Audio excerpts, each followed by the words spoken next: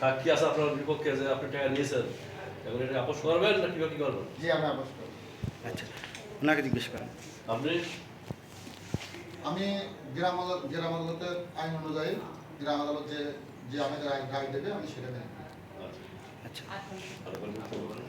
আধা ঘন্টা তো আচ্ছা, এটা আমরা চিন্তা ভাবনা করে দেখি আধা ঘন্টা একটু থক থাক। রায় দেন না।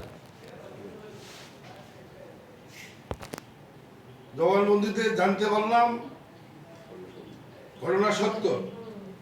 এর পরিপ্রেক্ষিতে আপনাকে 22,000 টাকা ক্ষতিপূরণ বাবদ আরো 5,000 টাকা 15 দিনের মধ্যে আপনাকে এই টাকা পরিশোধ করতে হবে।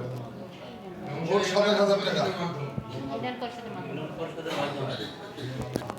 গ্রাম আদালতের সিদ্ধান্ত গ্রহণ করা হলো, আপনাকে 15 দিনের মধ্যে টাকা পরিশোধ করতে হবে। উক্ত আদেশটি চেয়ারম্যান বরাবর প্রণয়ন করা হলো। আপনি কি রাজি আছেন?